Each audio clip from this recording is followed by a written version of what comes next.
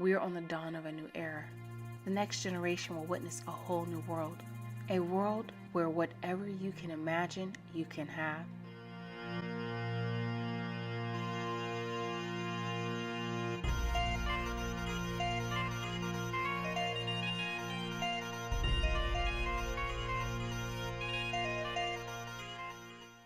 As we continue with the breakdown of the revelation of the last days, it may seem like I'm veering off of subject, but I promise you I'm not. Everything I have to say is relevant. If you continue with me through the progression of the next several videos, I'll show you how it's all connected.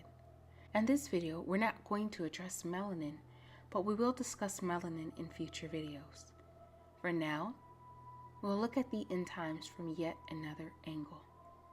The future isn't what you think it is. The future is happening right now. Proverbs 4:7 says, "Wisdom is the principal thing. Therefore get wisdom, and with all thy getting, get understanding." Wisdom and understanding are key to unlocking prophecy. Oftentimes, when dealing with end-time prophecy, it's easy to overlook the obvious. Things that sit right in front of us. We have a bad habit of jumping from one extreme to the next while skipping over things that don't seem to fit our narrative. This is why it's important to step back and allow Scripture to speak to you so that it helps you to interpret the world around you. Everything has a place. Anything you dismiss, you miss. We know destruction is coming. We know hard times are coming. But we have to also understand that life still goes on. Are we in the end of days? Yes. Will the end happen tomorrow? No. We know this because Scripture tells us there are things that must happen before the end comes. That's what I address in the End Time Order of Event video series. It simply points out the timelines that are laid out in Scripture. And while it's important to look at the highlights, we must also be able to look into the margins and see the small but major details that help us connect the dots. One of those items deals with Babylon in the last days. More specifically, the mystery that is Babylon the Great. Mystery, Babylon the Great. I'm coming from a perspective that is extremely unpopular. I have no jurisdiction over what anyone else believes, nor will I debate or argue about it. Everyone is entitled to their own opinion and to believe whatever they choose. But, just like I've done with everything else on my channel, I will continue to lay out a biblical perspective regardless of whether or not it suits popular opinion. I say this only so that you know and understand where I'm coming from. So where am I coming from? What's my unpopular view on Babylon? I've said before and I'll say again, mystery.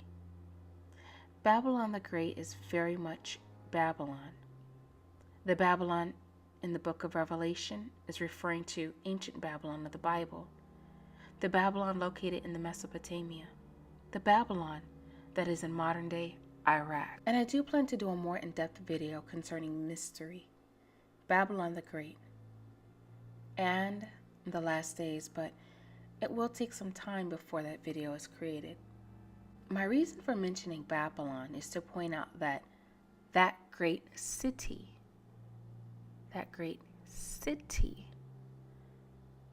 Babylon the Great is a coming kingdom that has not been revealed on the world stage yet.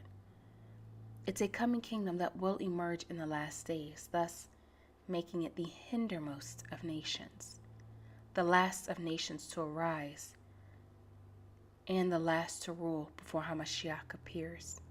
In this video, and in the next series of videos, we will peer into the future. By examining the obvious that's sitting right in front of us, it will give us a glimpse into the future that lies ahead, and it will allow us to obtain a better grasp on just how magnificent and marvelous Babylon the Great will be when she appears on the world stage. Yes, Things are accelerating and the world around us is changing, but there is still more time on the clock. We're going to look into the margins to see how the mystery that is Babylon resurfaces. How and why Babylon has slaves and how its merchants came to be. We do this by looking at all of the surrounding nations that are currently on the scene. These nations are restructuring, drawing hard lines on defining citizenship, and using slave labor, whether it's overtly or covertly, and they are rebuilding. The old is being torn down and the new is replacing it with bigger and better. This is what the New World Order looks like. We are in the middle of watching a global restructuring and a shift of world powers. We are on the dawn of a new era. While things are going to dramatically change for the Israelites, don't be deceived into thinking that means the rest of the world will all of a sudden end. Judgment from Yahuwah, as detailed in Scripture and as prophesied in the last days, is not hitting the Gentile nations right now. Instead, what we're witnessing, what's really happening, is a global restructuring. Thanks to the help of things like weather, technology, laws, and other things, the establishment of the New World Order is currently underway as we speak. And when it's done, the next generation will witness a whole new world. For some, it will be a world that will be a life of luxury for all the finer things in life. A world where whatever you can imagine, you can have. But for others, more specifically, the Israelites, it will be a hard world. A world you haven't known, but our ancestors have. I've mentioned this in several other videos, and I have to say it again. The nation of Israel is scheduled for one last captivity, one last slavery. The modern-day slave trade in Libya was only the beginning. What we're witnessing, transpiring on the continent of Africa, is only the beginning. And like they say, if you want to know where you're going, you have to look at where you've been. History repeats itself. The colonization of African nations has happened in history, and understanding that the so-called African people are actually Israelites, same repetitive story.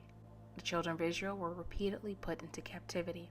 Again, I always have the luxury of telling people things they don't want to hear, but no one has been able to tell me that I'm wrong about what I've been saying about the captivity of the children of Israel in the last days. We've been witnessing it, and it's not going to go away. Again, it's another hard reality that I have to share. And again, it's your choice. You don't have to like what I'm saying, but I have to tell you. And when we look and we really have to ponder and think to ourselves, we really have to ask ourselves, what made Egypt great?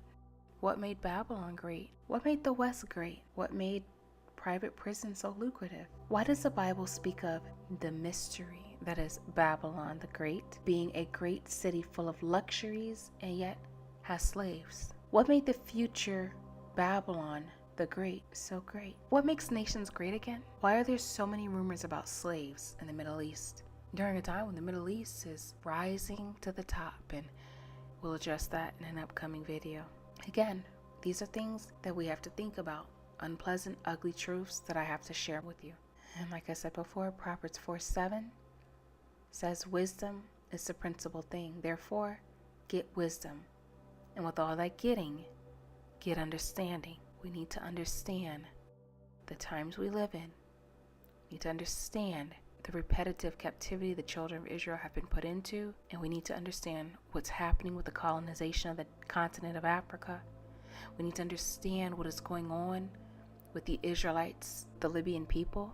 We really need to understand and face some realities that we don't like to face. Again, there are several other videos that will be following this. By the time I'm done, you'll see the whole picture of where all of this is leading, and it'll all make sense. So this is what I have for now. Please stay tuned, because again, more clarity, revelation, understanding will be progressively revealed in the next series of videos. Thank you for watching, and shalom.